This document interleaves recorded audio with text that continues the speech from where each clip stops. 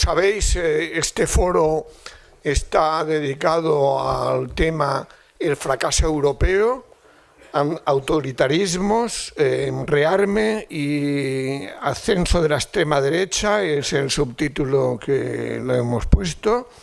Bueno, quizás lo del fracaso europeo puede ser un poco demasiado tajante, ¿no? Y depende también cómo se entienda, si nos referimos a las élites actuales o a la idea de Europa, que es otra cosa, ¿no?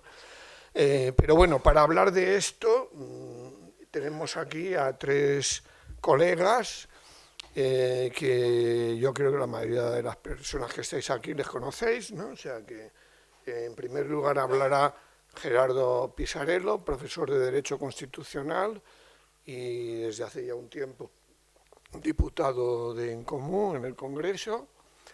A continuación, Ruth Ferrero, profesora de Ciencia Política de la Universidad Complutense de Madrid. Y finalmente, Miguel Urbán, ex eurodiputado y miembro de Anticapitalistas.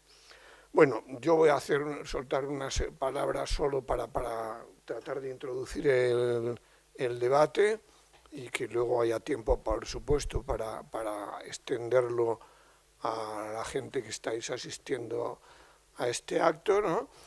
Para, bueno, señalar algunos aspectos que nos gustaría tratar en este foro, ¿no? Bueno, primero, recordar que lo que queremos debatir, y en ese sentido se puede entender lo de fracaso europeo, es el tránsito del viejo orden neoliberal hacia un nuevo desorden, aunque el anterior también era mucho desorden, ¿no? En la revista Viento Sur, que es la que organiza este foro, siempre con la colaboración de nuestros amigos y amigas de traficantes de sueños, ¿no? Precisamente tenemos una sección que ya desde el principio la denominamos el desorden global, ¿no? Y recuerdo que esta revista se creó en el año 92 y bueno, en fin, ya entonces era el inicio precisamente de la globalización, ¿no? Después de la caída de la URSS, ¿no? La presunta globalización feliz, ¿no? Una globalización que se prometía feliz para todos y que dentro de lo que cabe como ilusión, ¿no? Como expectativa, como horizonte de expectativas, apareció durante varias décadas, ¿no? Incluso insertando a China, a partir sobre todo de los inicios de los años 80, ¿no? Pero bueno, llegamos en ese proceso, pues evidentemente hubo esa gran aceleración que continuaba a la que se inició después de la Segunda Guerra Mundial, basada en los combustibles fósiles, ¿no? Y bueno, que generó algunas mejoras, obviamente, en el centro de la economía mundo, pero por supuesto a expensas de los pueblos del sur, ¿no? Y de la continuidad del patriarcado viejo estilo, ¿no? Y también, por supuesto, de esa destrucción ecológica, ¿no?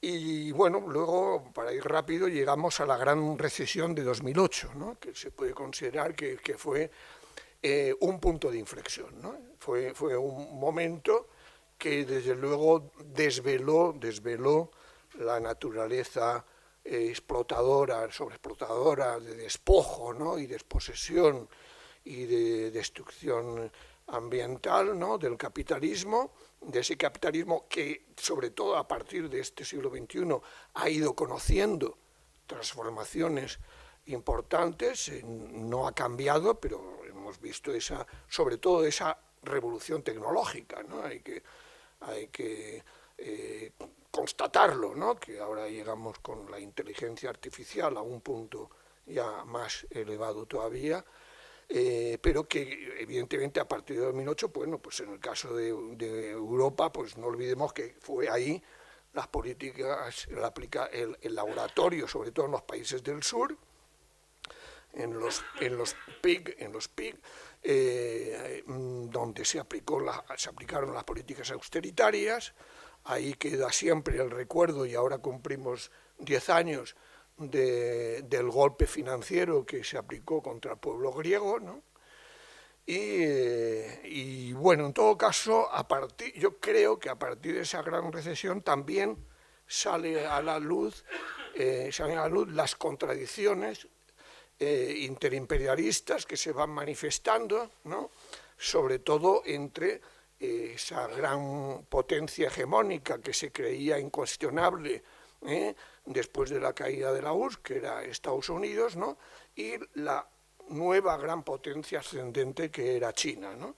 Mientras que Europa seguía perdiendo, la Unión Europea, que no es toda Europa, seguía perdiendo centralidad dentro de esa carrera competitiva entre grandes potencias, ¿no? Y bueno, pues en ese marco general, ¿no? de políticas austeritarias que suponía una nueva vuelta de tuerca del neoliberalismo, de estrategias de choque en distintas partes del mundo, bueno, pues la Unión Europea, que fue un motor de la globalización neoliberal, pues también evidentemente trataba de participar en esa competencia, ¿no? Y bueno, para ir rápido, lo que hemos visto, yo creo, a partir de 2008 es, por supuesto, una crisis del régimen de acumulación capitalista, ¿no? Que se formó bajo el neoliberalismo para responder a la crisis de sobreproducción que se manifestó en los años 70, ¿no?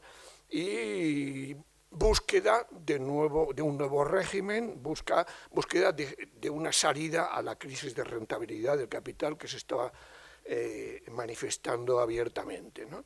Y bueno, en ese marco llegamos, bueno, ya en la primera etapa del gobierno de Trump ya vimos de alguna manera el triunfo de un sector del capitalismo estadounidense que de alguna manera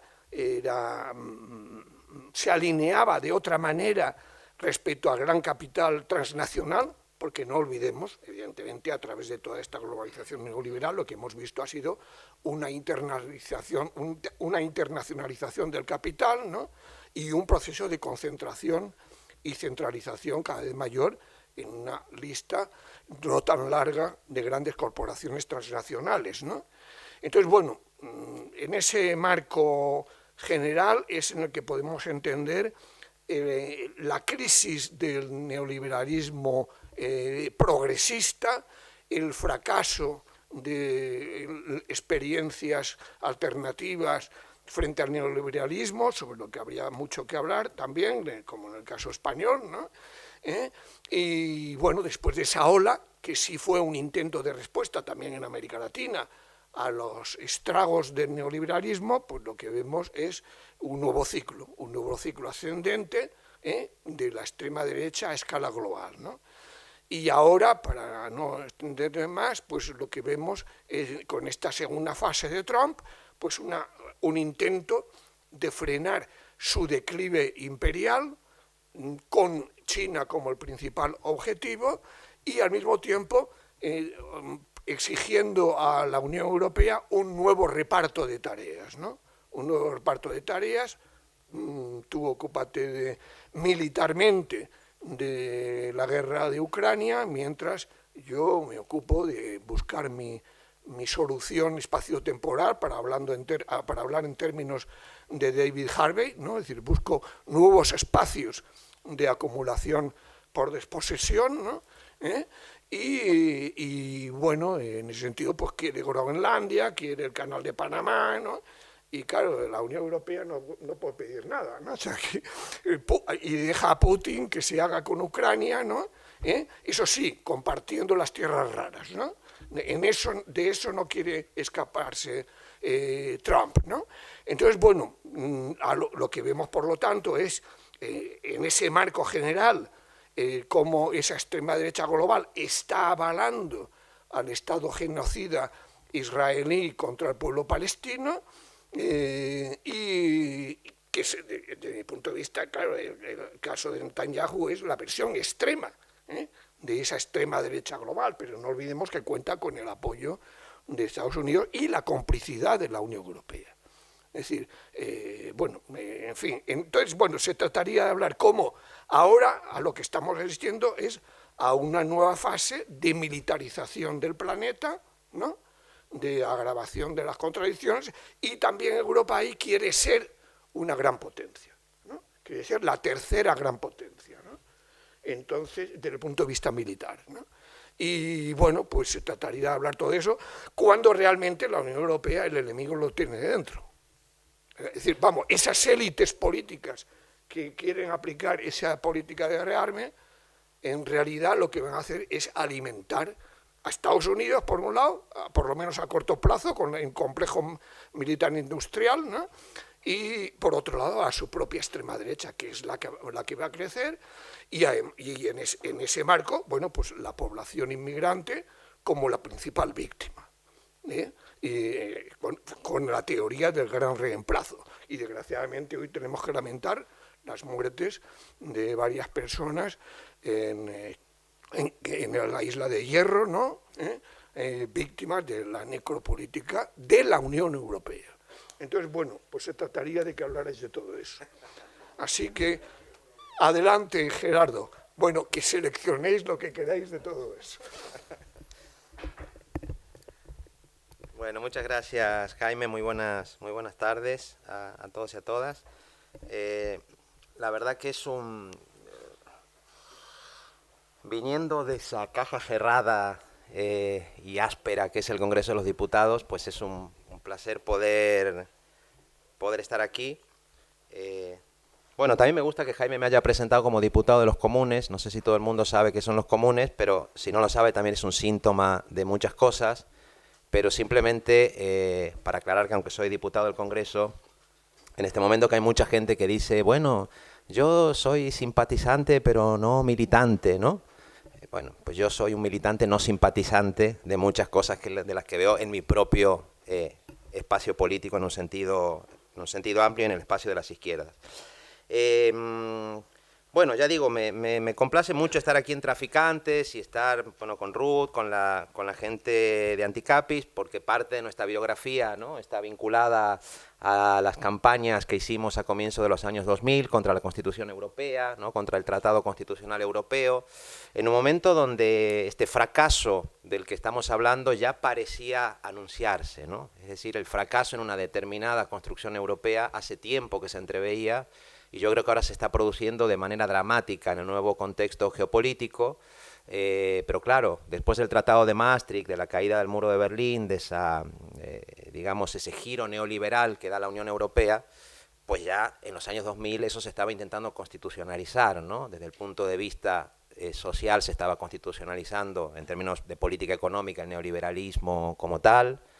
Desde el punto de vista político, pues una construcción tecnocrática de la Unión Europea, donde la capacidad de decisión democrática en el ámbito territorial, en el ámbito local, quedaba enormemente estrechada, y eso ocurre, digamos, hasta el día de hoy, porque la mayoría de las normas que se aprueban provienen de la propia Unión Europea, que en cambio tiene una arquitectura institucional muy oligárquica, muy opaca, yo creo que hoy en sus peores momentos con la actual Comisión Europea, y que luego en materia de política internacional pues había fracasado ya en ese momento, y hoy lo hace de manera rotunda a la hora de construir un modelo mínimamente autónomo de las grandes potencias, comenzando por los Estados Unidos, ¿no? Cuando uno ve lo que ocurre hoy con Trump, lo que Trump está haciendo, el maltrato abierto, la humillación abierta que Trump hace de la Unión Europea, piensa que esto en realidad viene de lejos ya, ¿no?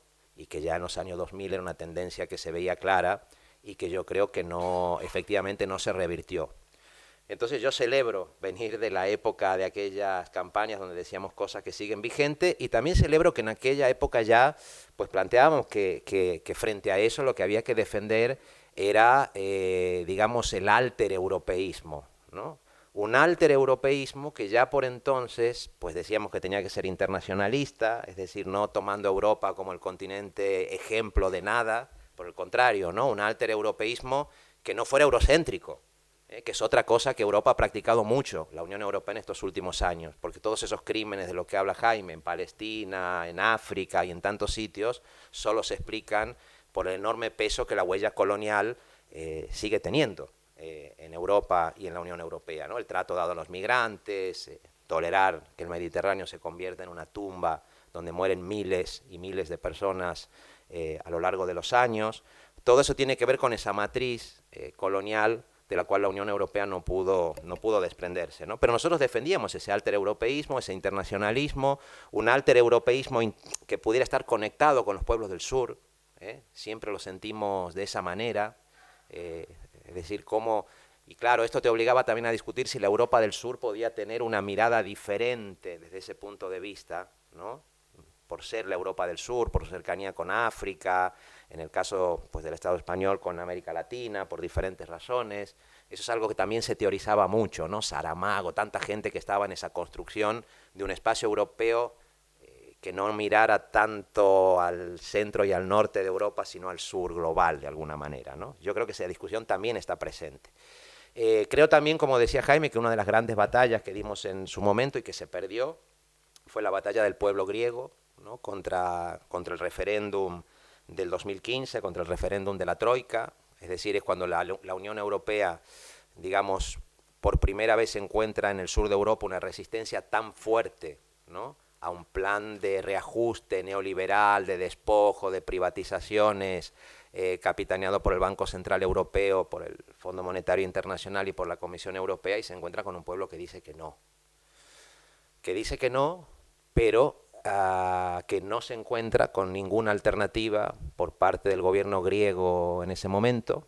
No había un plan B, era lo que se decía en ese entonces, y esa derrota del pueblo griego supone también una derrota de la cual yo creo que no nos hemos recuperado, de las alternativas, digamos, populares, desde abajo y frontales a ese contenido antisocial, autoritario, militarista, ¿no? de la Unión Europea. Ahí tuvimos un gran problema y seguimos sin recuperarnos del todo de esa salida, ¿no? al heroico no del pueblo griego al plan de la Troika.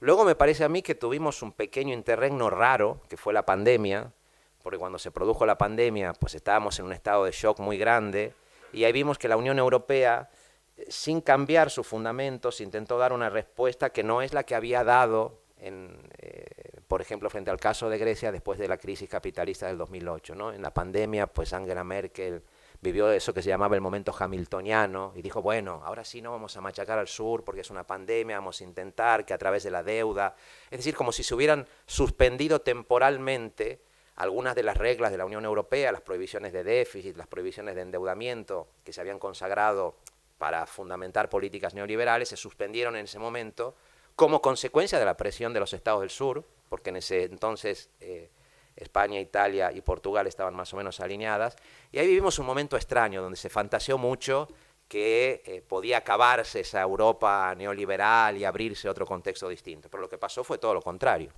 Se salió, digamos, de la pandemia, y lo que estamos viendo en estos últimos tiempos pues es que Europa está volviendo nuevamente, ese aprendizaje que supuestamente se había hecho en la pandemia pues no fue tal, y Europa está volviendo a intentar pues introducir reglas de austeridad desde el punto de vista económico, se ha vuelto más opaca todavía desde el punto de vista institucional, con digamos, a mí me parece con el hecho agravado de que ahora cada vez más tenemos en los puestos de mando de las instituciones europeas, sea en la Comisión, en el propio Parlamento, correlaciones de fuerza más reaccionarias. Cada personaje que aparece allí, pues al frente de la OTAN, al frente de la Comisión Europea o en el Parlamento, cada vez son más de derechas todos y están más vinculados a la propia extrema derecha.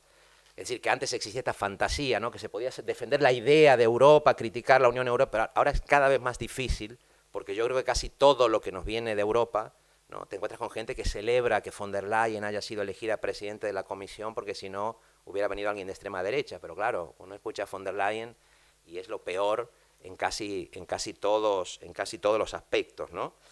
Y por lo tanto estamos en eso. Regresión austeritaria otra vez, Y con este nuevo triunfo de Trump, como decía Jaime, bueno, una subordinación de Europa a Estados Unidos que a mí me parece que es cada vez más escandalosa ya, ¿no? Cada vez más escandalosa. Estados Unidos, digamos, aprovechó pues la invasión rusa que se produjo contra Ucrania, bueno, pues para conseguir muchas de las cosas que está consiguiendo ahora, ¿no? Que Europa pues compre, en lugar de comprar gas ruso, compre gas licuado de los Estados Unidos mucho más caro, que Europa, que se declara contra el fracking en muchos de sus acuerdos ambientales, pues compre recursos de Estados Unidos que están obtenidos gracias al fracking, que Europa se plantea ahora un rearme que según los días, ¿no? Eso parece que va como las cotizaciones que van subiendo, un día es el 2%, luego sale Rutte y dice que ya es el 3%, que es el 5%, cada vez sube más, y Trump está dejando muy claro que si hay rearme va a ser sobre todo para comprar armas norteamericanas, y cuando no son armas norteamericanas, pues son del complejo militar industrial alemán, que también está creciendo y que muy probablemente acabe quedando en manos de alternativa para Alemania, es decir, de la extrema derecha alemana, ¿no?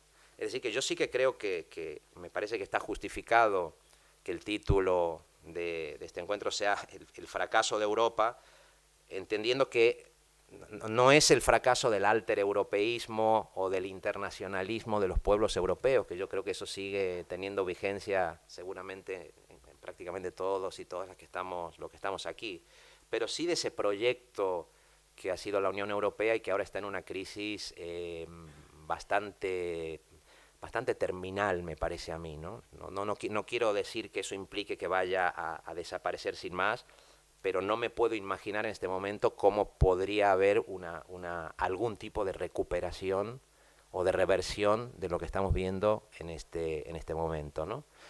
Y entonces sí, como dice Jaime, eso se produce en un nuevo contexto geopolítico que, bueno, igual Ruth me corrige, pero que yo creo que se venía anunciando ya posiblemente de los tiempos de Obama, ¿no? Porque en Estados Unidos también hay que recordarlo, esa dependencia de la Unión Europea de Estados Unidos se sobreactúa más cuando hay un gobierno republicano, cuando estaba Bush, ahora que está Trump, pero con los gobiernos demócratas es absolutamente lo mismo, ¿no? El gobierno de Biden, aunque haya desarrollado algunas políticas internas, para mí fue nefasto también desde este punto de vista. Pero ahora, bueno, se está notando, como digo, por la posición que tiene Trump, y desde Obama, perdón, ya se ponía sobre la mesa que la nueva hipótesis de conflicto para los Estados Unidos era China. Y que, por tanto, bueno, ahora lo estamos viendo, todas las otras batallas geopolíticas que tiene Estados Unidos, con Rusia, sí, pero tienen, digamos, la cuestión china en el retrovisor, ¿no? Y entonces uno de los debates que es más difícil, seguramente más complejo, tiene que ver en la caracterización de ese momento geopolítico y de los diferentes actores que hay, ¿no?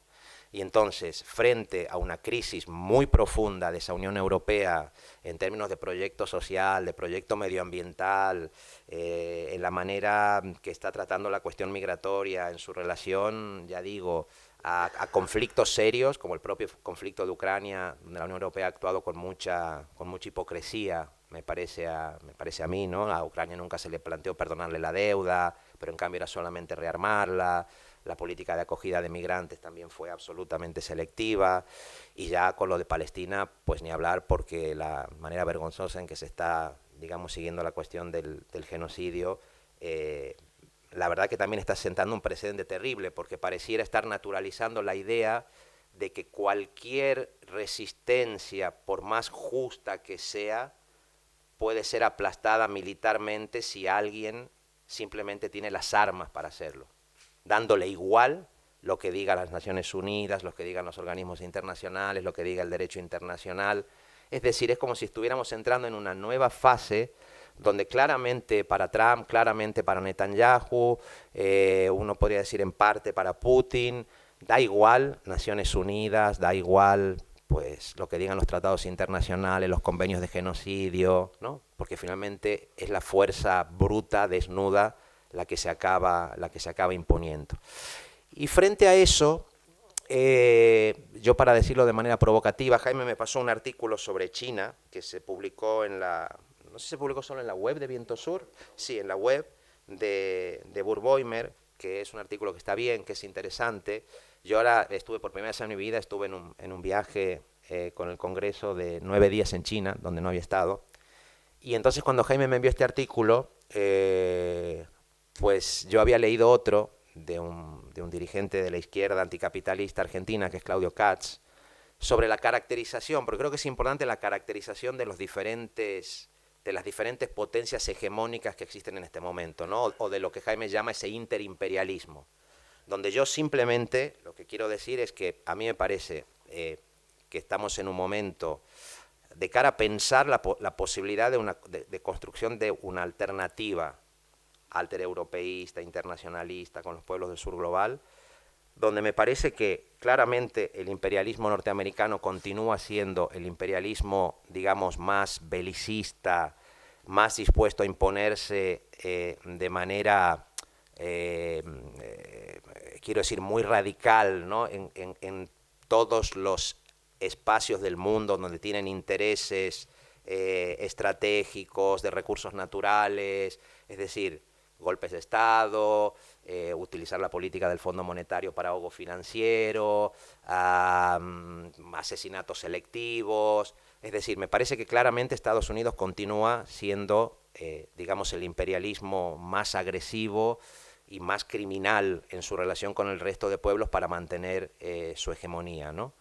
Y por eso me parece que una condición imprescindible para que haya algún tipo de altereuropeísmo, pues es plantarnos con mucha frontalidad a todas estas propuestas de rearme, a todas estas propuestas, como digo, incluso energéticas, a muchas propuestas geopolíticas que están vinculadas a esa dependencia de Estados Unidos, ¿no?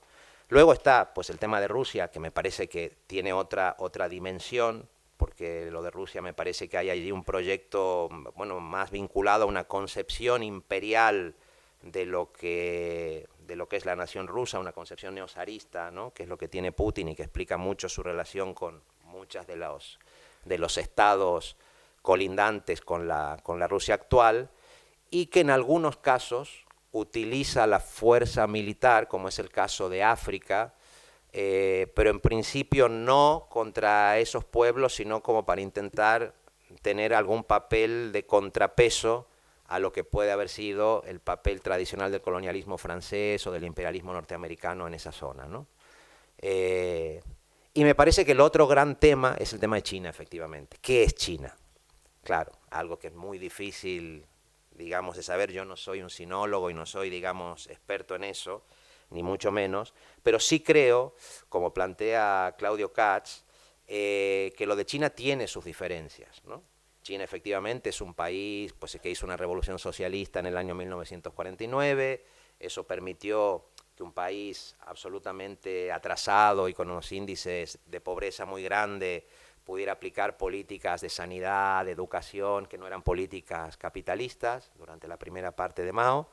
Luego, cuando llega Deng Xiaoping, pues se plantea alternativas parecidas a las que habían existido en Hungría o en Yugoslavia, de mantener formas de socialismo, pero con algunos elementos de mercado. Y luego en los años 90 sí decide dar un salto capitalista, con privatización de empresas, que producen grandes desigualdades en el índice de Gini, la aparición de nuevos millonarios, etcétera, etcétera. Pero la tesis de Kast, que es lo que estoy repitiendo, digamos, se basa en la idea de que en China no se ha producido todavía una restauración capitalista plena, ni mucho menos, ¿no? Es decir, que en China eso está como en disputa. Y eso hace que China internamente y hacia afuera no se comporte como una política imperialista al uso, o al menos claramente no como los Estados Unidos, ¿no?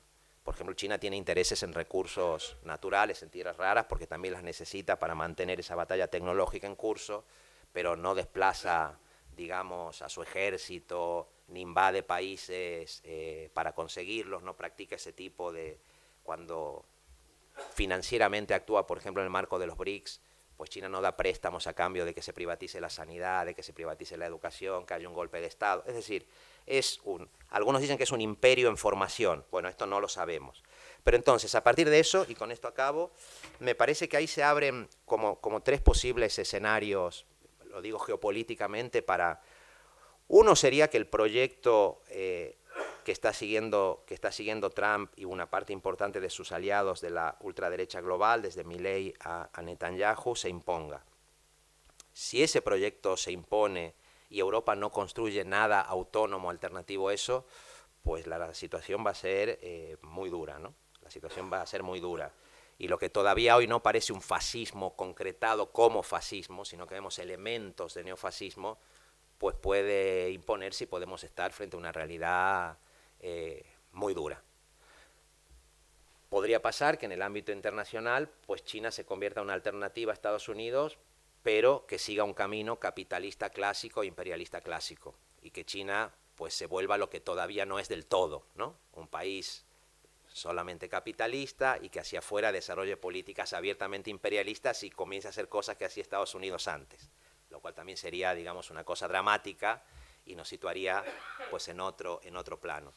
Y la última salida, evidentemente, es que hubiera algo en lo que siempre hemos confiado y por lo que hemos apostado, que hubiera una rebelión de los pueblos por debajo para intentar pues neutralizar en todos los ámbitos estos impulsos de rearme, austeritarios, de nuevas políticas energéticas que insisten en los combustibles fósiles o incompatibles con la subsistencia del planeta, de asesinato, de concepciones feminicidas, contra las poblaciones migrantes. Si eso se produjera en Europa o en los pueblos del sur global, pues alguna, digamos, esperanza tendríamos, ¿no? A sabiendas, como digo, que hay algunos casos como los de Palestina que plantean un debate, digamos, muy duro. Cuando te vienen a matar, cuando te vienen a aniquilar, Palestina, digamos, está resistiendo, pero mientras no haya un movimiento que contribuya al desarme de Netanyahu, pues el genocidio se va a seguir produciendo, ¿no? Entonces yo ya digo, yo creo que esa es la salida en la que tenemos que trabajar, desde el terreno local hasta impulsarla en otros ámbitos y en otros espacios, sabiendo, bueno, que es mucho lo que nos jugamos.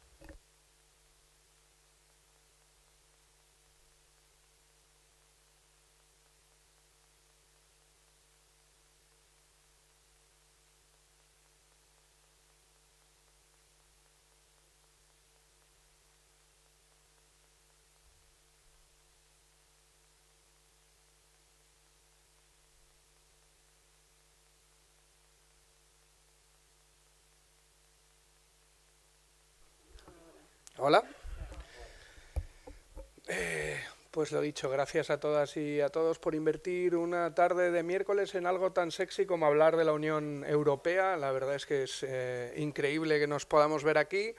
Yo, la verdad, no solo soy de anticapitalistas, también soy de Viento Sur. Para complementar al camarada, compañero y sin embargo amigo Jaime Pastor, es un placer estar aquí con vosotros. La verdad es que es imposible abarcar en tan poco tiempo todo lo que está pasando, ¿no? Y yo creo que esto es una primera aproximación, porque estamos en un auténtico cambio de época histórica, ¿no? Y yo creo que esto es, para mí, el elemento quizá más importante. Y como todo cambio de época, es muy complicado el poder asimilarlo a corto, ¿no? Todo lo que estamos viendo, y sobre todo con la celeridad que estamos viendo muchas de las tendencias que se podían haber mostrado, pero que verdaderamente se están acelerando y están tomando una auténtica velocidad de crucero. De hecho, yo creo que la victoria de Trump es una victoria histórica justamente porque es el ejemplo más claro también de ese cambio de época, ¿no? De hecho, si nosotros analizamos la victoria de Trump en el 2016 y la respuesta de la Unión Europea, la mayoría de la burocracia bruselense, de las propias gobiernos de la Unión Europea, trataban el fenómeno de Trump como un fenómeno pasajero, como si fuera un accidente en la historia norteamericana, ¿no? Y cuando Trump desaparezca, volverá la normalidad y nuestra relación de la globalización feliz que hablaba justamente Jaime anteriormente, ¿no? Bueno, la segunda victoria de Trump demuestra que no es un accidente histórico, sino que es la conclusión lógica de este cambio de época en el que hemos entrado, y la política que está realizando es esa conclusión de ese cambio de época, en donde el propio imperio norteamericano está desmontando las mismas instituciones que él mismo creó. ¿no? O sea, y yo creo que esto es un elemento fundamental y ver cómo estamos ante una auténtica ruptura del modelo de gobernanza global, cómo estamos ante una auténtica ruptura de lo que fue conocido no solo como la globalización feliz, sino lo que sería el neoliberalismo progresista que decía Nancy Fraser, ¿no? Que fue lo que quedó derrotado con la candidatura de Kamala Harris en las anteriores elecciones, ¿no? Yo creo que esto es un elemento muy importante y cómo estamos entrando en una lógica de autoritarismo reaccionario, de asfixia de la democracia, de neoliberalismo autoritario, de iliberalismo a nivel global, en donde Putin, Orbán o Erdogan no son excepciones, sino lo que vemos es que son las normas y sobre todo que son modelos cada vez más atractivos para una parte importante de los gobiernos, ¿no?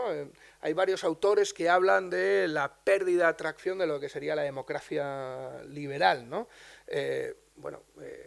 Podemos decir que este autoritarismo neoliberal no es que le esté quitando el sex appeal a la democracia liberal, es que la está devorando, ¿no? Y yo creo que lo que estamos viendo con el propio Milei en Argentina, lo que está haciendo ahora mismo el propio Trump en Estados Unidos, Modi en la India, o sea que yo creo que es importante ver estos nuevos autoritarismos, estos procesos iliberales y cómo se coloca ante todo esto la Unión Europea. Una Unión Europea que era un artefacto construido, creado en ese momento de neoliberalismo progresista, en ese momento de globalización feliz. O sea, que es un artefacto construido para una época que ya no existe.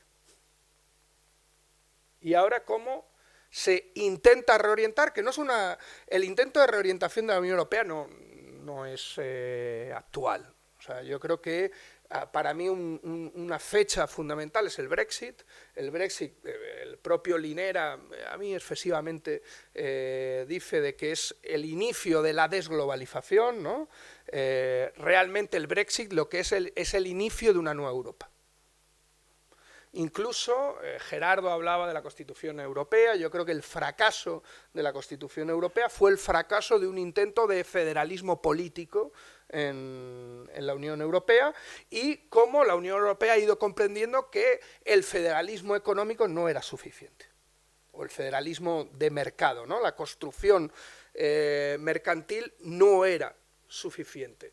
Y a partir del Brexit y la salida del Reino Unido se genera un elemento catártico que abre la puerta a un nuevo modelo de integración, que es la integración militar para la construcción de la Europa potencia, ¿no? Y yo creo que este elemento es fundamental porque muchas veces vemos a la invasión de Putin sobre Ucrania o ahora mismo los exabruptos de Trump como coartadas de una supuesta inseguridad a la que la Unión Europea responde. El proyecto de la Europa militar no tiene que ver con una cuestión coyuntural, sino que es un proyecto estructural.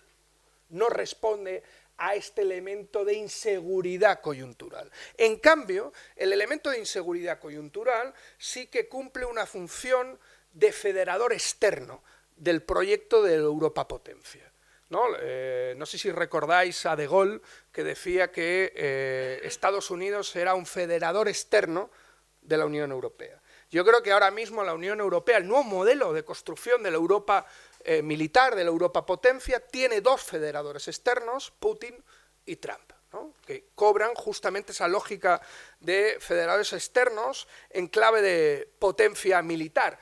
De hecho, Draghi, que yo creo que cada vez habla con el encargado de aplastar en cierta medida del Banco Central Europeo la primavera griega, ¿no? Hace 10 años, es el que habla de una forma más clara de esa lógica de reorganización, de reorientación de la Unión Europea, ¿no?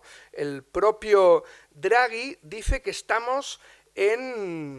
llevamos viviendo una crisis de 20 años Y por primera vez hoy se dan las condiciones para un cambio radical. Esto lo dijo hace una semana en la Universidad de Coimbra Draghi, ¿no? Se dan las condiciones para un cambio radical, ¿no? En donde también advertía un elemento que me parece fundamental en torno a la relación con Estados Unidos, ¿no? Es arriesgado creer que nuestras relaciones comerciales con Estados Unidos volverán a la normalidad tras la ruptura unilateral tan importante. O sea, ya está advirtiendo lo que estábamos hablando antes. Trump no es un fenómeno pasajero. Aunque Trump se vaya, la propuesta de la Europa potencia ha llegado para quedarse. No es una cuestión coyuntural, ¿no? Y, de hecho, esta lógica de militarización europea es mucho más que una cuestión de gasto militar. Es una reorganización de la estructura de la Unión Europea en una suerte de federalismo oligárquico y de federalismo armado, una integración militar para construir un federalismo armado en donde estructuremos en torno a esta lógica de federalismo armado y de Europa potencia el conjunto del proyecto de la Unión Europea y evidentemente también el modelo productivo. Y no solo estamos hablando de invertir más, sino que el propio Draghi habla con la misma claridad o más que Jaime Pastor cuando dice que ahora mismo gastar dinero es comprar armas a Estados Unidos. Y dice, para hacer eso tenemos que tener una industria militar europea para el 2030 que pueda ser capaz de asumir el 80% de la inversión en defensa, que es lo que se está planteando, reorganizando una auténtica economía de guerra. Lo digo porque cuando hay una suerte de defensa en lógica europeísta del rearme, ¿no? Hemos visto al secretario general de UGT diciendo que hay que pagar con un impuesto todos los europeos el rearme. Esto no es cuestión de pagar los 800.000 millones de euros en armas, no va de esto. Esto va de construir una Europa, un federalismo militarista, una federación, una integración militar, que va mucho más allá de eso. De hecho, ya estamos hablando del reingreso, por ejemplo, a los servicios militares obligatorios. ¿Por qué? Porque los datos son claros. ¿Cuáles son? No tenemos soldados. Entonces, un rearme sin soldados es absurdo, no es creíble. No es creíble una Europa potencia que no tenga capacidad militar, que no tenga capacidad de despliegue, con lo cual hay que hacer ejércitos de reserva, volver a la... Hay más de 10 países ya de la Unión Europea que se están planteando la reingresión del servicio militar, ya sea obligatorio o sea opcional, por ejemplo, condicionando las ayudas sociales a la prestación militar. Ok, ¿tú quieres becas? Servicio militar. ¿Tú quieres paro? Servicio militar, ¿no? ¿Por qué? Porque esto no es solo construir también un ejército de reserva, sino es construir una cultura militar en la sociedad europea. Y ese es el elemento clave. Vance dijo en la conferencia de Múnich de defensa, dijo, ya no existen ejércitos vibrantes en Europa como los de antes, que puedan defender sus fronteras. No hay cultura de la guerra, dijo el presidente de la OTAN, Mark Rutte. Hay que construir una cultura de la guerra dentro de la Unión Europea. Y todas esas lógicas de kit de 72 horas, todas estas lógicas de campañas van a ir construyendo esa cultura de la guerra, esa cultura que está alimentada por el miedo,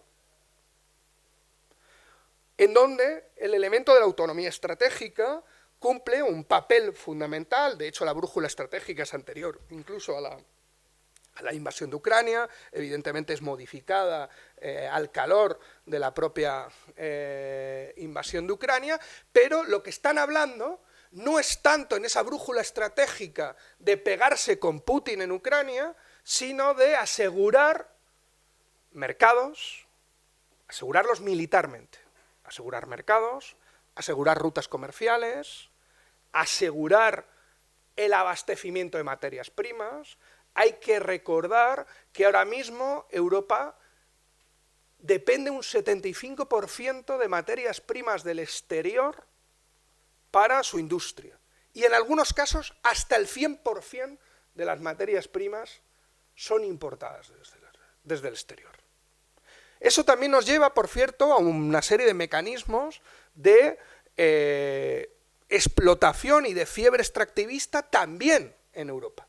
O sea, no solo hacia afuera, no solo estamos fomentando una lógica neocolonial de control de materias primas, de control de mercados, de control de rutas comerciales, que se habla de controlar militarmente estas rutas comerciales, sino que también vemos cómo se crea la directiva de Raw Materials, la directiva de materiales estratégicos dentro de la Unión Europea para favorecer una suerte de fiebre extractivista que va a impactar de una forma muy fuerte en la propia península ibérica, en donde somos la región de Europa con más proyectos estratégicos mineros aprobados por la Unión Europea, donde se nos da una auténtica condición de zona de sacrificio, porque las lógicas sur-norte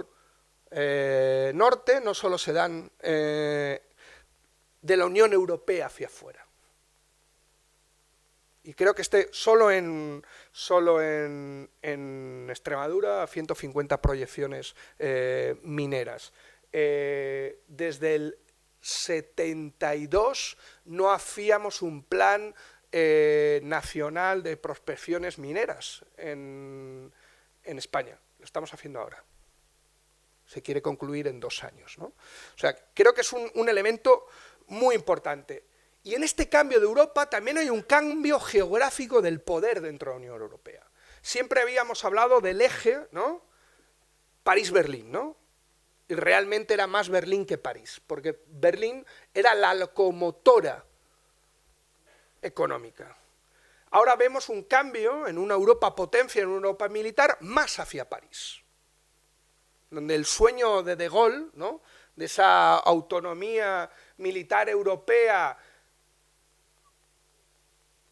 podríamos decir de habla francesa, cada vez se va cumpliendo más. Francia en 2024 consiguió ser la segunda potencia en fabricación y exportación de armas del mundo. En un momento en donde hablamos de autonomía estratégica, el paraguas nuclear es una cuestión fundamental. Ya se está negociando, ya se está debatiendo el poder crear un paraguas nuclear europeo de matriz francesa. Eso le da una proyección política a Francia brutal. Todo esto, como decía, de esta nueva Unión Europea de la guerra, igual que la Unión Europea de los mercados tenía padres, yo creo que Mario Draghi es uno de los padres fundadores ahora mismo de este cambio radical del que él hablaba, ¿no? Y en esta lógica de federadores externos, el imperialismo europeo aparece como una lógica de mal menor. Ante el desorden global, ante las invasiones bárbaras, ante lo terrible de Putin y de Trump, mejor la Unión Europea que el caos, ¿no? Creo que este elemento que veíamos muy bien en la manifestación de la Plaza de Callao el otro día, ese elemento que permite justificar el rearme, que permite justificar que es posible un pacto verde con un proceso de rearme, creo que es un elemento que en la izquierda tenemos que debatir y tenemos que problematizar. Porque la Unión Europea potencia no es un mal menor. Y normalmente los males menores pueden ser el camino más rápido hacia el mal mayor. Creo que este elemento es fundamental que tengamos que tenerlo presente. Y termino con una cosa que decía Jaime, de que la Unión Europea tiene el enemigo en casa, ¿no? El tema de la ola reaccionaria, el crecimiento, hemos visto lo que pasó en Portugal, ese mismo domingo, ese superdomingo, tuvimos casi la victoria en Rumanía de la extrema derecha, tuvimos las elecciones en Polonia, o sea, vemos cómo la extrema derecha sigue creciendo. En Holanda, Wilders ha dicho que puede dejar el gobierno, es el primer ministro, si no se acepta justamente que se prohíba la entrada de cualquier tipo de refugiado o migrante en el país. La necropolítica que hemos visto, la Unión Europea recomendando el modelo Meloni de externalización de fronteras. El enemigo ya está dentro. El problema es que las élites europeas tienen una difícil gestión de incorporación de esta ola reaccionaria a este proyecto de Europa potencia. Y creo que es uno de los principales problemas que tienen ahora mismo, que es Francia, Le Pen, y cómo integrar a Le Pen en este proceso, ¿no?, donde Francia va a jugar un papel tan destacado. Y aquí, este elemento que me parece no menor es cómo esos federadores externos, tanto Putin como Trump, también pueden, en cierta medida, quitarle el agua a la extrema derecha europea. Cómo las élites europeas y el extremo centro pueden recuperar una suerte de soberanismo europeo que recupere muchos de los elementos que han sido claves a nivel discursivo dentro de la propia extrema derecha. Que entren en una contradicción de no saber resolver la paradoja de un supuesto soberanismo subordinado, ¿no?, por parte de la extrema derecha, como estamos viendo ahora mismo con el ejemplo de Trump con Vox, pero que también lo veríamos con Chega y con tantos otros, en donde el extremo centro puede aparecer, ¿no?, en esos federalismos externos, no solo para la Europa potencia, sino también para reconstruir un gran extremo centro con un cierto consenso social a nivel europeo, ¿no? Y yo creo que les puede permitir también neutralizar a parte de esos enemigos internos y a otros, como Meloni, incorporarlos a la propia gobernanza de la Unión Europea en este marco de Europa potencia, ¿no? Yo creo que eso sería más o menos a grandes rasgos lo que estamos teniendo en este desorden global en donde la Unión Europea está intentando reubicarse. Gracias. A continuación, Luis Herrera, y luego ya entraremos en el coloquio. Bueno, en primer lugar, muchas gracias por la invitación, por estos compañeros de mesa, que hablan muy bien los dos, y dicen muchas cosas, y estoy muy de acuerdo con muchas de ellas. En algunas tengo algunos matices, pero en general es lo malo de estas mesas, que al final estamos muy de acuerdo en general. Quería leerles una declaración de Ursula von der Leyen de esta tarde, para que veáis que lo que estaba apuntando ahora Urban se ajusta perfectamente a esa resistencia por parte del marco de la Unión Europea en el cambio, ¿no?, en el cambio de paradigma internacional, en el cambio de la situación de la Unión Europea. Yo voy a hablar de Unión Europea, no de Europa. Me parece que intercambiamos mucho las dos palabras y creo que no son exactamente lo mismo y además operan en distintos niveles. Ursula von der Leyen decía de su reunión con Pedro Sánchez hoy: comenzamos abordando el comercio global y la importancia de reforzar nuestra red de asociaciones internacionales, empezando por el Mercosur, y avanzar en la relación transatlántica. También celebro el compromiso de España de aumentar el gasto en defensa. El próximo presupuesto a largo plazo de la Unión Europea desempeñará un papel clave en el fortalecimiento de la seguridad de nuestro continente, junto con las contribuciones nacionales y del sector privado. Finalmente, abordamos la intolerable crisis humanitaria en Gaza. Es necesario permitir que la ayuda humanitaria llegue a quienes la necesitan de inmediato y a gran escala. Esos son los tres ejes de la conversación que han tenido en el día de hoy Ursula von der Leyen y Pedro Sánchez, que yo creo que refleja muy bien, efectivamente, de lo que va esto, de una Europa que se resiste a perder la centralidad en el eje centro-periferia, una Unión Europea que no es capaz de intentar superar la subalternidad en relación con Estados Unidos, y una Unión Europea que no actúa en la defensa de lo que está planteado en el artículo 2 de los tratados, que es la defensa de los derechos humanos, ¿no? Se queda siempre corto, lo único que están pidiendo es la entrada de ayuda humanitaria en Gaza y ahí ponemos el punto y aparte. Bueno, estos tres ejes tienen que ver con la manera en la que se están abordando todas estas crisis que han comentado los compañeros, ¿no?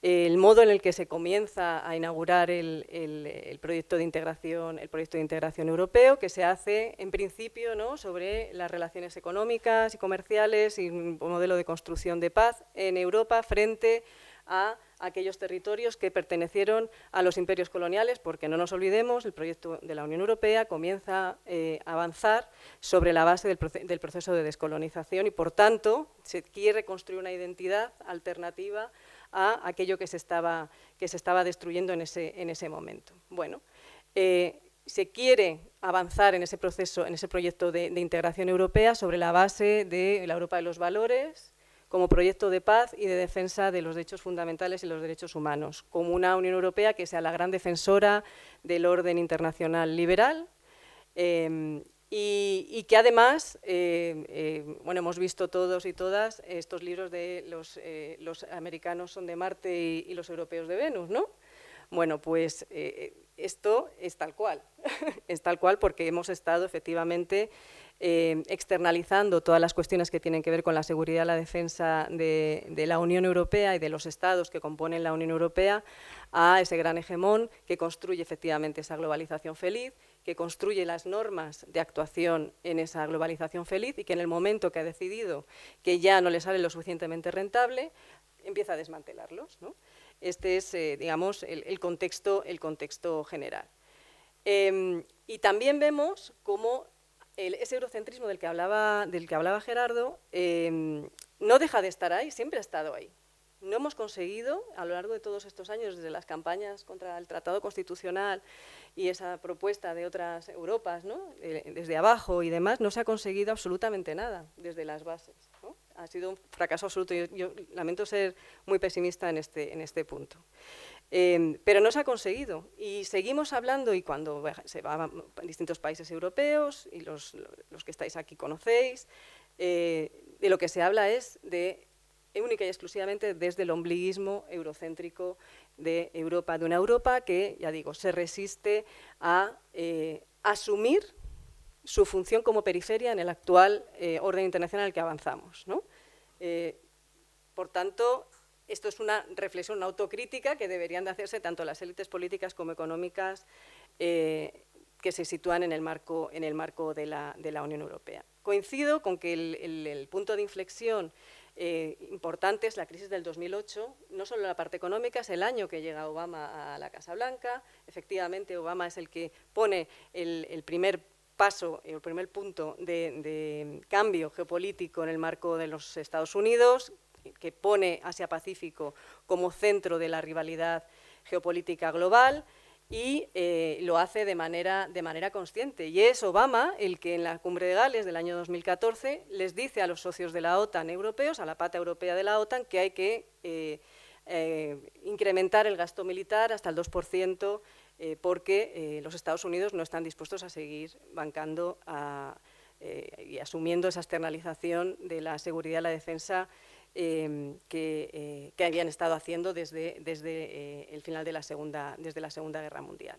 Bien, pues hubiera dado igual que después de Obama viniera Trump, o hubiera venido un demócrata, o hubiera venido Biden, me da igual, porque todos ellos, incluida Kamala Harris, estaban alineados en esa misma política exterior, ¿no? No ha habido un cambio sustantivo en la política exterior norteamericana desde hace mucho tiempo. La diferencia fundamental son las formas de hacerlo, las formas y los tiempos de aceleración de todo el proceso de la cesión y del reflejo de que Estados Unidos no quiere seguir teniendo como centro de operaciones el eje transatlántico. Nuestros políticos, sin embargo, siguen insistiendo en esa relación transatlántica, ¿no? Además de esto, dando un salto a las cuestiones que estaban debatiendo ahora, el que estaba mencionando ahora Urban, ¿Urban o Urban? Urban, ¿no? Pues lo he dicho bien. Con acento en la... Pues lo he dicho bien. Urban he dicho. Claro, he dicho Urban. Bueno, pues Miguel, ya está. La gente dice Urban. Pues Miguel. Bueno, las distintas crisis por las que ha atravesado, empezando desde el 2008, el marco europeo, pasando por la crisis del Brexit, la crisis humanitaria del año 15-16, la pandemia y posteriormente la invasión a gran escala de Rusia en Ucrania, efectivamente han puesto a Europa frente a las cuerdas, ¿no?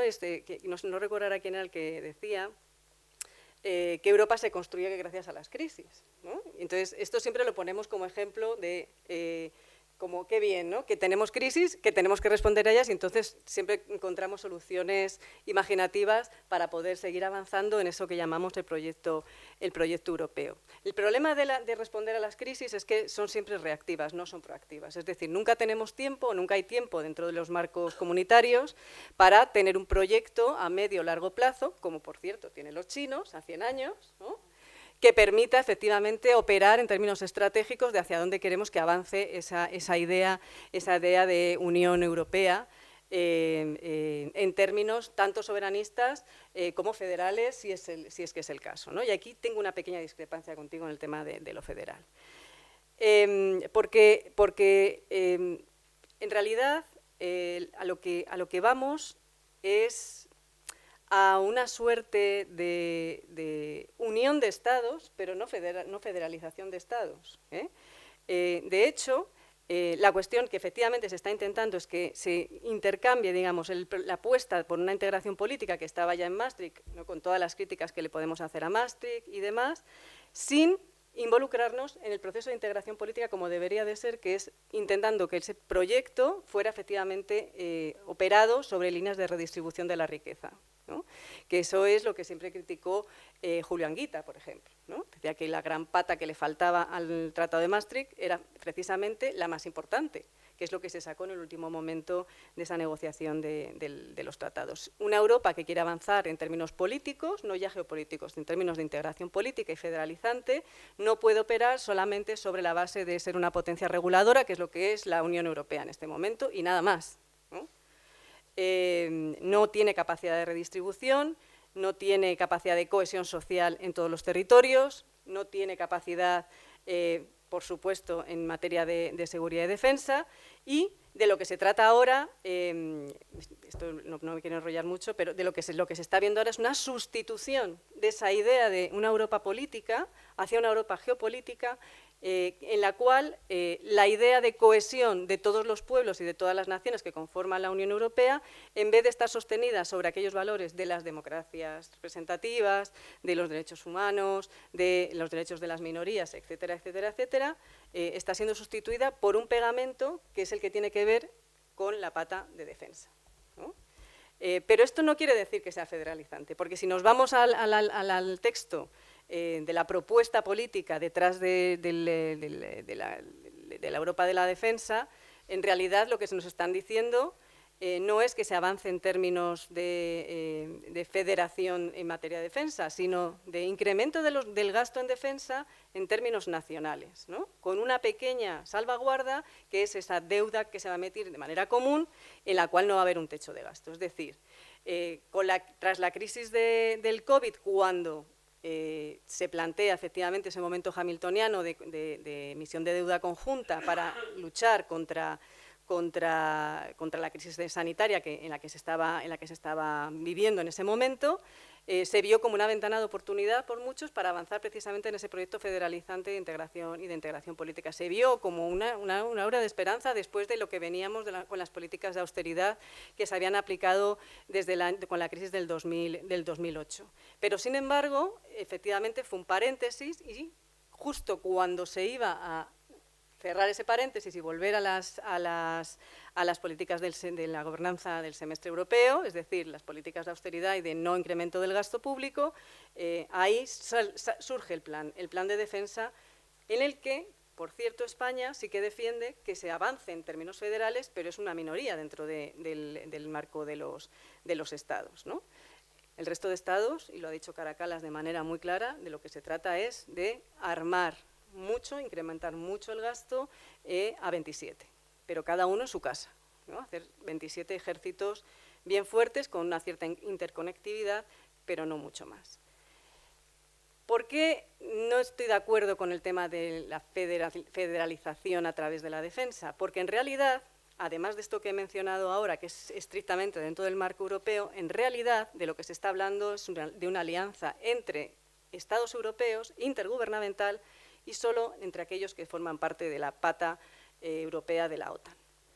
Porque si vamos a de qué va esto del incremento del gasto en defensa, en realidad, que es lo que se va a plantear a finales del mes que viene en la cumbre de La Haya, es de incrementar el gasto hasta un 5% en materia de defensa, y no nos lo van a decir así, van a decir vamos a incrementar hasta el 3,5% en tema de gasto militar duro, es decir, armamento, armas convencionales, etcétera, etcétera, y un 1,5% para seguridad, ciberseguridad, cuestiones más blandas, ¿no? Para un poco compensar una cosa con la otra. ¿Por qué? Porque en realidad lo que se está haciendo es mantener esa subalternidad en relación con Estados Unidos. A Estados Unidos no le interesa que haya una industria soberana europea en materia militar. A Estados Unidos lo que le interesa es, efectivamente, para poder salirse del marco geográfico europeo y focalizarse estrictamente en el Asia-Pacífico, es seguir manteniendo la hegemonía en temas de producción industrial militar a nivel global, en materia tecnológica, insustituible en este momento por parte de ninguna industria que exista en el marco de la Unión Europea, es decir, venta, venta y venta. Y lo está diciendo, más claro no lo puede decir, quiero vender más armas y más energía a la Unión Europea. Por tanto, no me interesa que haya un marco de reindustrialización militar soberano dentro de la Unión Europea, sino atomizado y fragmentado entre los distintos estados que forman parte de la OTAN. Porque el eje aquí es, ¿qué va a pasar con la OTAN? ¿No? Y no es cierto que tampoco que Estados Unidos vaya a salir de la OTAN y no va a abandonar Europa. Lo que quiere es seguir dotando a Europa de ese armamento, seguir manteniendo esa dependencia europea de Estados Unidos en todos los ámbitos, específicamente en este, que es del que estamos hablando. Y además, algo que ha mencionado Miguel y que es extremadamente relevante y de lo que no se habla lo suficiente, en mi opinión, es que lo que ha dicho por activa y por pasiva el secretario de Estado, Marco Rubio, y también el presidente norteamericano, es de que ellos no van a poner los soldados para proteger a Europa, que las botas sobre el terreno las tienen que poner los europeos. Y esta es la clave de bóveda de todo este plan, ¿no? O una de las claves de bóveda, porque iré a la segunda clave de bóveda, ¿no? Pero si yo no llevo, no. O sea, han hablado estos dos un montón. Estás hablando un montón también. No. ¿A qué han hablado más ellos? ¿Hombre? Que se me va el hilo. Bueno, y la segunda clave de bóveda es lo que yo llamo el salvar al soldado Alemania.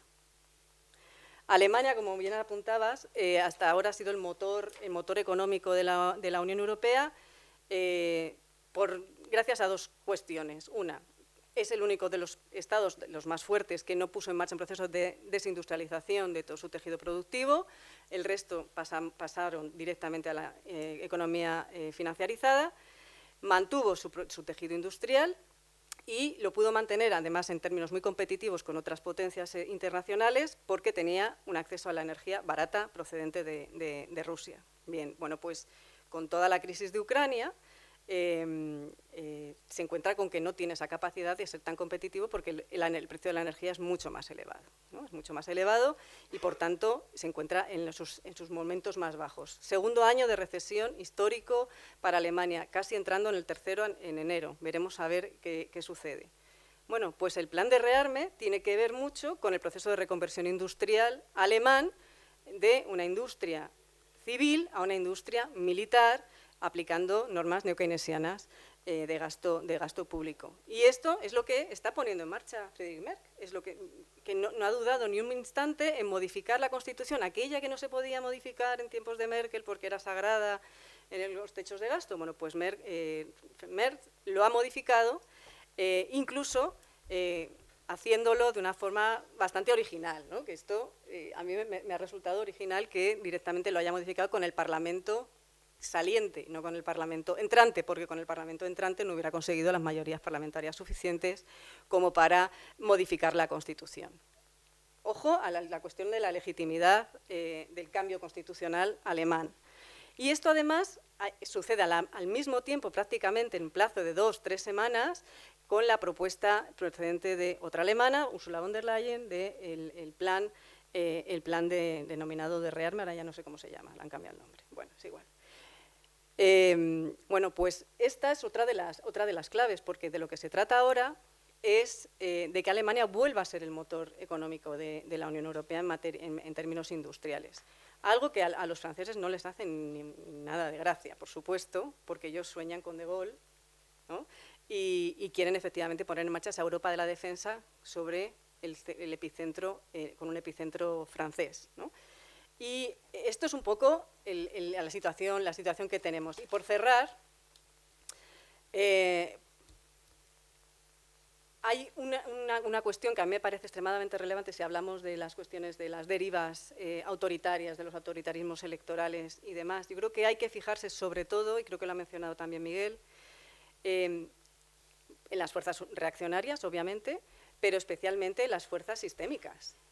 Porque las hipótesis liberales que ahora estamos observando en términos analíticos tienen que ver con, ahora ya no va de esto de izquierdas o derechas, esto va de democracia y no democracia, o de europeísmo o no europeísmo, pero no hay nada más en el medio. Por tanto, para los que siempre hemos tenido una posición crítica con los procesos que se han desarrollado a la interna del proceso de integración europeo, se nos hace muy complicado, ¿no?, hacer una crítica de esta situación, porque claro, ¿cómo vas a decir, ¿no?, lo que planteaba antes Gerardo?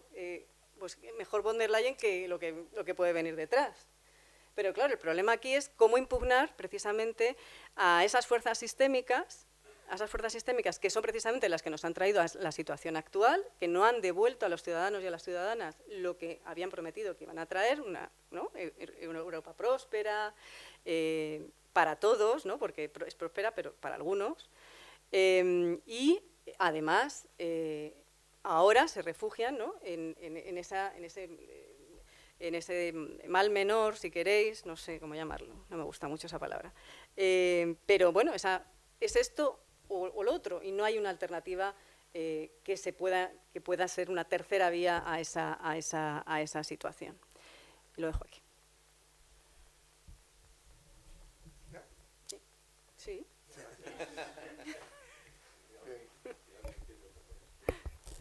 Bueno, tenemos 20 minutos de coloquio, así que hay un micrófono. Sí, tenemos aquí un micrófono. Bueno, pues por favor, haced las preguntas o los comentarios que queráis, pero de forma de la forma más sintética posible. Venga, palabras. Tom. Adelante.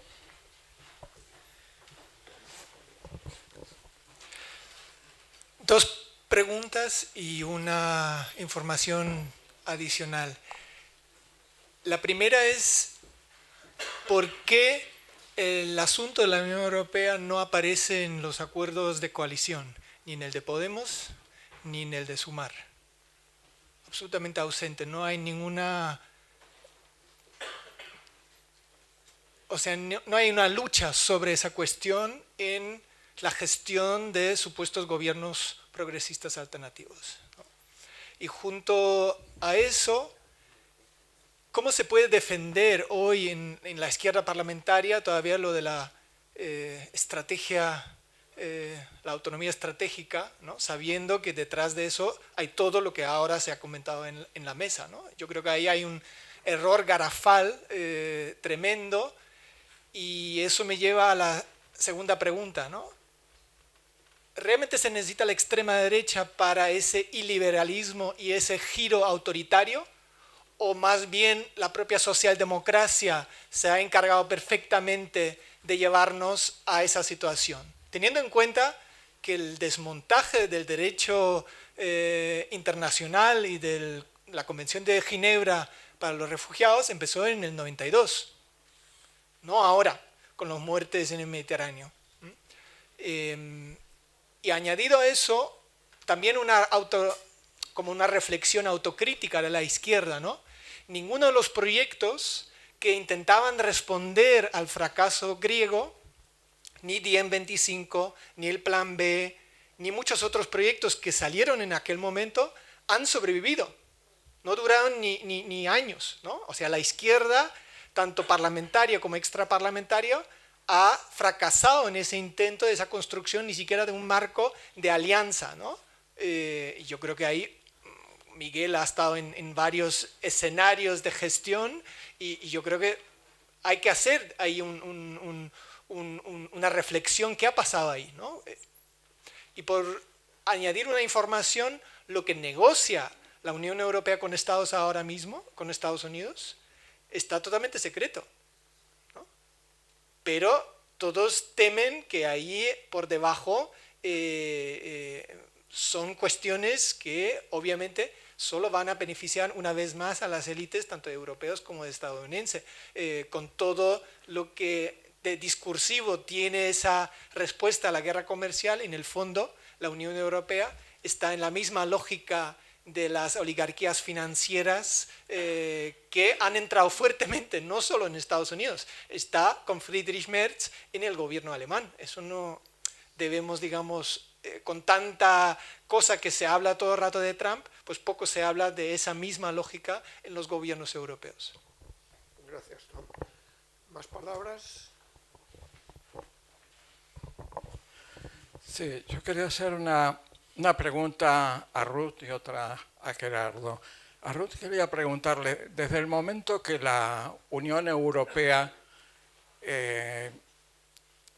establece un fondo de compra de armamento entre los miembros de la Unión Europea, comienza una carrera armamentística cada vez mayor, dejan mostrar de forma más evidente sus intereses la industria militar europea, pero actualmente cuando se define, Ursula von der Leyen habla de un fondo de 800.000 millones de euros para dedicar en este momento a la política de defensa europea.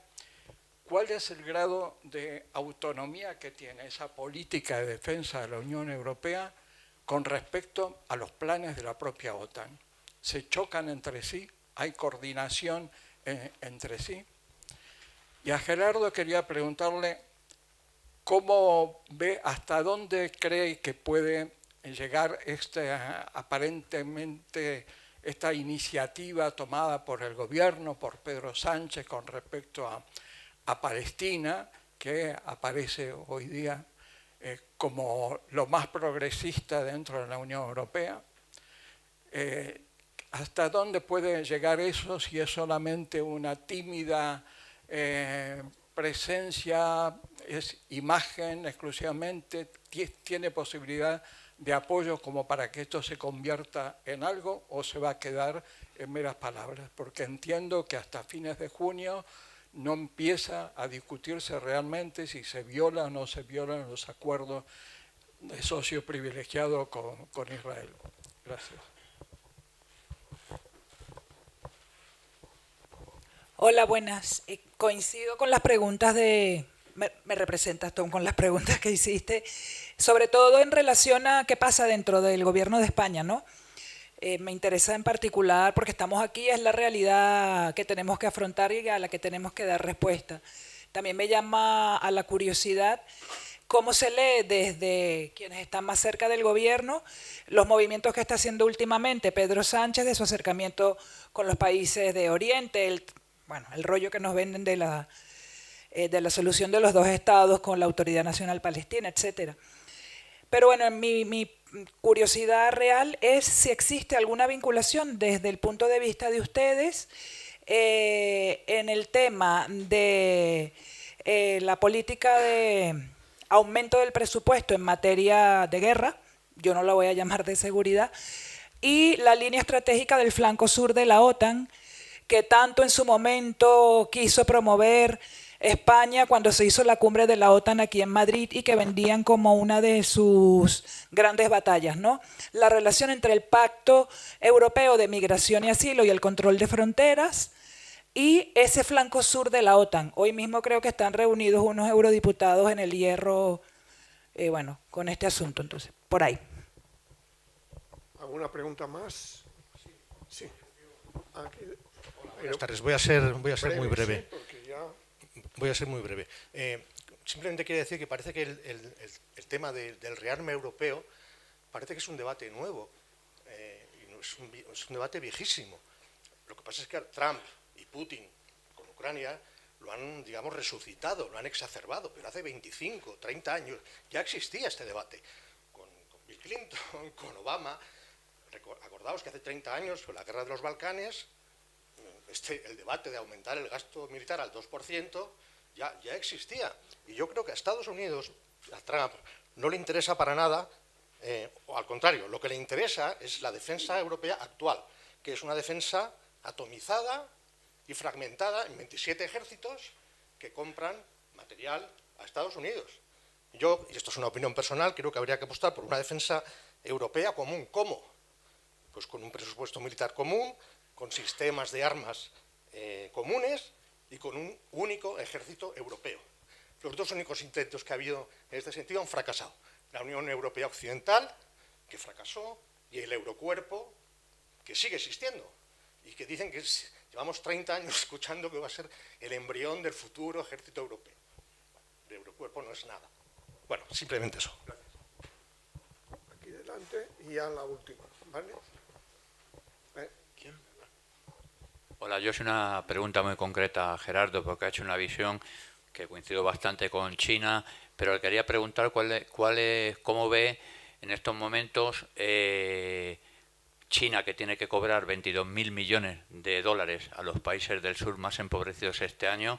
¿En qué se va a traducir? Porque has planteado abiertamente que hasta ahora la penetración de China no ha incluido recortes en educación, recortes en sanidad, etcétera, ¿no? Simplemente eso. Y bueno, a Miguel, que ha dado una información de que había 10 países ya de la Unión Europea que estaban planteando el servicio militar obligatorio, que si puedes nombrar algún país. Me imagino que son más del norte de europeo, pero bueno. Vale, bueno, pues ahora 3 minutos cada uno. Una. ¿Cómo? Ay, sí, perdón. ¿Piensas tú, Gerardo? Ruth. Yo con la OTAN.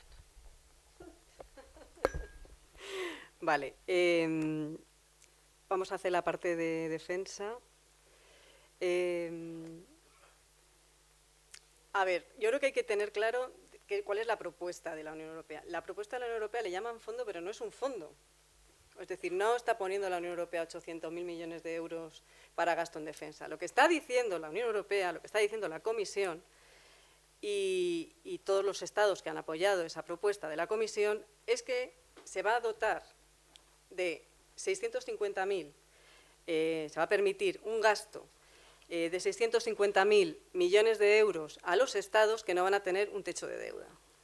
Va a ser la única partida que no va a tener techo de deuda, es decir, el semestre europeo, que es el que impone ese techo de gasto por el cual nosotros modificamos la Constitución, no va a estar topado para el caso del gasto en defensa. Eso es lo que está diciendo la Comisión y eso es lo que han apoyado de manera acrítica todos los Estados miembros de la Unión Europea, es decir, los gobiernos de la Unión Europea. Lo que se va a comunitarizar es la emisión de la deuda. Es decir, igual que se hizo con el COVID, se hizo una emisión de deuda conjunta porque salía más económico que todos gastásemos a la vez para luego devolver a los mercados lo que hubiéramos gastado. Y esa es la parte que está más comunitarizada de ese fondo de 800.000 millones de euros. Yo creo que esto es importante tenerlo claro, porque los 650.000 millones de euros van a ir a los presupuestos nacionales. Es decir, van a ser incrementos del gasto de los presupuestos nacionales de manera individual. Y esto es donde se van a incrementar las partidas presupuestarias, en el caso español, que digo yo que en algún momento se debatirá en el Parlamento, porque no va a quedar otra que debatirlo, porque el incremento va a ser muy sustantivo, y además tendremos que ver de dónde van a salir esas partidas, porque eso, tú puedes emitir deuda, que alguien lo va a tener que pagar, nuestros nietos o nuestros hijos o quien sea, pero además con eso no es suficiente. Y por tanto va a tener que salir de otras partidas presupuestarias y no va a servir solamente, digamos, estas trampillas contables que ha planteado el Gobierno para incrementar el gasto este año, ¿no? Para el siguiente ejercicio, pues tendremos que ver cómo se articula eso y qué es lo que se plantea desde el Gobierno. Y decía Roberto el tema de la coordinación con la OTAN. Claro, esto es lo interesante, porque claro que está coordinado, pero está coordinado solo, y por eso hablaba yo de que es un acuerdo entre Estados, no es un acuerdo comunitarizado ni supranacionalizado en el marco de la Unión Europea. Son Estados individuales que a la vez están en la Unión Europea y también están en la OTAN. ¿Perdón? No, yo decía gobiernos. Bueno, vale, pues gobiernos. Vale. Vale. Europea, Europa, gobierno. Vale, gobiernos. Y entonces sí, obviamente hay una coordinación con OTAN, pero claro, todos sabemos quién manda en OTAN.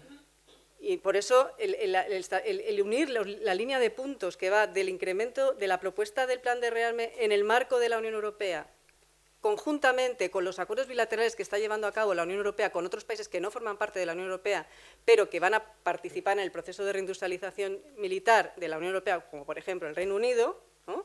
Y van a entrar en ese 65% del gasto militar que tiene que ser estrictamente invertido en Europa, ahora sí Europa, el Reino Unido va a entrar y no está en la Unión Europea, pero sin embargo va a participar, ¿no? de esa digamos, acuerdo ventajoso, ¿no? con el marco de la Unión Europea.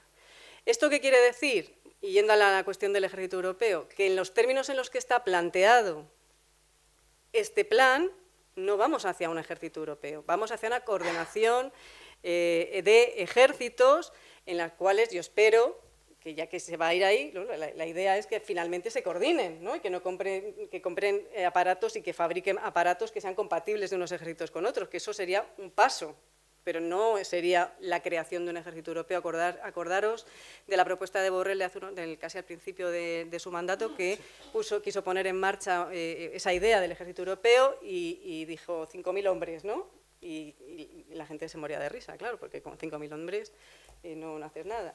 Pero la cuestión aquí es que este plan se lanza precisamente ante la exigibilidad por parte de los Estados Unidos de poner botas sobre el terreno y comprar más armamento a los Estados Unidos, armamento e inteligencia. Porque al final, a un plazo de 10-15 años, sí que podríamos tener una industria militar adecuada, quizás los alemanes, los franceses, tal, ¿no?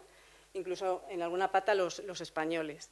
Pero en términos de inteligencia eso es más complicado y es ahí donde no hay sustitutos. Bueno, pueden ser los israelíes, ¿no? Bueno, pero esto es lo que está ahí. Y el problema aquí es cómo se va a armar precisamente esas botas sobre el terreno para llevarlas a Ucrania. Fijaros, el otro día Bloomberg sacaba una noticia diciendo, en relación con la cumbre de la OTAN, lo que se va a plantear en la cumbre de la OTAN es que los Estados Unidos le van a decir a los europeos, vamos a cortar el grifo a Ucrania, ahora bien, os vendemos a vosotros el armamento que le queráis enviar a Ucrania. Esto es la clave de lo que se va a debatir a finales de junio en La Haya. Es decir, a la vez que se va a incrementar el gasto, se va a proponer ese incremento hasta el 5%, lo que te están diciendo es para que me lo compres a mí. Y de nuevo, estamos en esa Europa que se construye a través de las crisis, en la cual no hay un plan, sino que hay una reacción a lo que te viene dado, ¿no? No, me toca a mí. Sí. Pero ya más breve, por respeto a los trabajadores. Yo creo que las cosas van mucho más rápido de lo que parece y creo que es bueno escuchar a ciertas personas que plantean algo más que gasten los Estados-nación en defensa.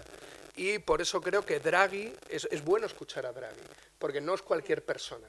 Draghi es al que se le encarga, por parte del Ursula von der Leyen, hacer lo que sería un mapa de hacia dónde tiene que ir la Unión Europea. Con lo cual, lo que diga Draghi no es simplemente un ex banquero retirado, ¿vale? O sea, y Draghi no habla de comprar armas coordinadamente, no habla de aumentar el gasto militar de los Estados-nación. Habla de coordinación militar, habla de coordinación de infraestructuras, habla de coordinación de redes eléctricas, energéticas, infraestructuras. Lo que dice Draghi es que un tanque español no podría ir a lo mejor por una carretera francesa, y eso hay que evitar, hay que posibilitar que eso pueda pasar. Draghi ha hablado de eurobonos, pero no eurobonos simplemente para financiar un gasto militar, sino para crear un presupuesto europeo de reindustrialización. Creo que sí que estamos yendo hacia una lógica de federalismo, que no es lo mismo que cohesión. O sea, no todo proyecto federal tiene que ser cohesionado, y yo creo que esto es un elemento que a veces se nos olvida. Un federalismo armado de la Unión Europea, en donde la cuestión armada... Perdona, es que Draghi es un teórico. Sí, sí, sí. O sea, la claro. propuesta política no va por ahí. Ya. Es un teórico primer ministro de Italia, que fue a la conferencia en el avión de Mattarella. O sea, que no estamos hablando de un señor retirado, teórico, que vive en el mundo de las ideas. No, sino que marca líneas políticas para la Unión Europea. Y creo que es importante tenerlas en cuenta, al menos como espacios hacia donde hay sectores que quieren caminar. Y hay sectores que quieren caminar en una lógica de federalismo armado de la Unión Europea. Eso por un lado. Y ahí vemos, me preguntaban países, ¿no?, con el tema de la mili. Francia, Italia, Alemania, Polonia, o sea, Bélgica, Holanda. O sea, podemos ir recuperando todos los que retiraron justamente el servicio militar, ¿no? Europa, ¿por qué no aparecen los acuerdos de coalición? Que lo comente Gerardo, pero vamos, que yo creo que la derrota de Syriza puede ser un buen ejemplo de por qué Europa dejó de aparecer no en los acuerdos de coalición, en la izquierda europea. O sea, decidimos mirar hacia otro lado. Dije, bueno, aquí no ha pasado nada, ¿no? Y replegarnos en ese sentido. Y no me queda tiempo, pero vamos, que creo que simplemente estamos ante algo más, ante un cambio más profundo que comprarle armas a Estados Unidos en el marco de la OTAN. Estamos en un cambio que puede ser eso, o puede derivar hacia otra lógica, que hay sectores de las élites europeas que están apostando por eso. Y no solo exbanqueros teóricos, sino algo más. Porque hay muchos intereses también de la industria militar europea, y que además, y creo que no es menor porque lo hemos puesto, has dicho lo de las crisis, la crisis de la pandemia también reflejó un problema de industrialización en Europa. Con lo cual, el proceso más rápido para una reindustrialización europea es en clave de construir una reindustrialización armada. Y de hecho, vuelvo a repetir, Draghi habla de cómo el sector de la defensa puede impulsar el sector tecnológico, el sector de la sanidad, el sector de la ciencia. O sea, a eso es a lo que nos estamos refiriendo. Y el tema neocolonial, que lo perdemos mucho, pero podríamos hablar del Global Gateway y el impacto que tiene eso justamente con el tema de la ruta de la seda, y bueno, que lo de... Bueno, hay mucho ahí que cortar.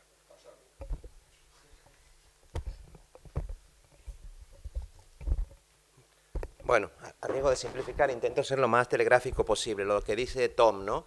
Toda la autocrítica, evidentemente, y más.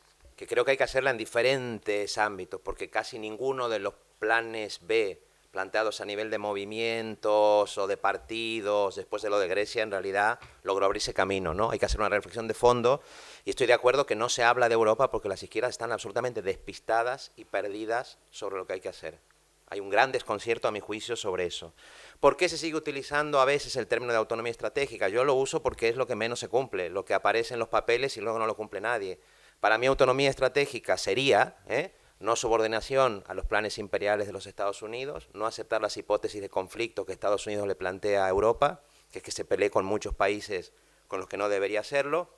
Autonomía estratégica para mí sería cuestionar la mirada imperial y neozarista que tiene Putin, que se respete el derecho a la autodeterminación de los pueblos, pero pensar en un futuro modelo de seguridad para Europa que debería incluir también a Rusia y no dejarla fuera. Y finalmente no asumir que China es un adversario sistémico como lo que plantea Estados Unidos. Si se tienen relaciones con Estados Unidos y con otros países, pues hay que tenerlas también con China. Con una China que nos gustaría que fuera más democrática y que en sus relaciones exteriores no diera ese paso hacia un imperialismo convencional y comenzar a ahogar a los países con los que trata. Pero eso depende también de lo que hagan los pueblos del sur global, de las rebeliones que hay en esos pueblos y que se condicione a China para que China no caiga en eso. Y que en propia China, en la propia China también pasen cosas para que ese proyecto no se imponga, ¿no? Por lo tanto, yo creo que eso no está, digamos, consolidado del todo. Y los chinos son muy hábiles en eso y no van a dar un paso que les permita perder, me parece, lo que ganaron de apoyo en países del sur global frente a la manera de actuar de los Estados Unidos. Pero ya digo, para mi juicio eso va a depender de otras movilizaciones. Finalmente, lo que me planteaba el compañero Montoya, que tiene que ver con qué pasa en el caso del Estado español, ¿no? ¿Qué está pasando aquí? Bueno, yo creo que increíblemente, y esto te lo dice mucha gente que lo ve de afuera, es uno de los países que mejor está en comparación al desastre que está teniendo lugar en otros países europeos. ¿Que mejor está en qué sentido? Que aquí se dicen cosas que no se dicen en otros sitios, pero eso no quiere decir que se haga lo que se dice. Es decir, me parece que hay un cambio como discursivo. ¿Por qué hay un cambio discursivo? Bueno, porque el Partido Socialista, que es una versión, digamos, muy concreta de la socialdemocracia en el sur de Europa, depende para gobernar o ha dependido en este ciclo político de muchas otras fuerzas de izquierda, desde H. Bildu, pasando por el BNG, pasando por las que están dentro del gobierno, las que están fuera del gobierno, y porque hay una sociedad que no compra determinadas hipótesis como puede pasar en países del centro y del norte de Europa. A rearmarse porque Rusia es la amenaza, pues eso no funciona igual en los países nórdicos que pues en una sociedad del sur de Europa que dice, pero cuando no hay vivienda, no hay educación, no hay sanidad, rearmarse no es una cosa que parezca clara. ¿Qué puede ocurrir con lo de Palestina? Se están diciendo muchas cosas. Pedro Sánchez dice cosas que no dice ningún presidente de gobierno de Europa. Ahora, ¿se van a hacer esas cosas? Yo creo que eso es mucho más complicado. Con lo del embargo de armas, no soy un legalista, no creo que cuando se apruebe la ley todo cambiará. Hace falta mucha movilización y mucha presión de calle para que la industria militar vasca, la industria militar catalana, la industria militar asturiana, etcétera, etcétera, entiendan que no se puede importar, exportar ni permitir el tránsito de armas con Israel. Es decir, creo que hay una batalla de calle que hay que dar. Y finalmente, la última pregunta, ¿y si nos llevan lo del rearme al Congreso de los Diputados o tal? Bueno, yo soy consciente que si este gobierno no está, según lo que dicen todas las encuestas, habría un gobierno del Partido Popular y de Vox. Y eso no lo frivolizo, no lo minimizo, me parece que sería una cosa enormemente grave. Pero si el tema del armamento se lleva al Parlamento, no hay ninguna, digamos, excusa para no votar en contra de eso. Y a partir de ahí me imagino que se abrirá un debate táctico de si las izquierdas que están dentro del gobierno tienen que salir del gobierno, o hay que exponerse a ir a unas elecciones de una vez por todas y que pase lo que tenga que pasar. Y que se ganen en la calle cosas que ya no se pueden seguir ganando en el Parlamento, con el argumento del mal menor, con un argumento que hace que las cosas parezca que se degradan cada semana, que nos pasan las semanas y no se aprueban cosas que son importantes para la gente, porque va a llegar un momento en el que para evitar que lleguen la derecha y la extrema derecha, vamos a acabar desprestigiando la democracia porque vamos a acabar mostrando que sirve para cambiar muy pocas cosas.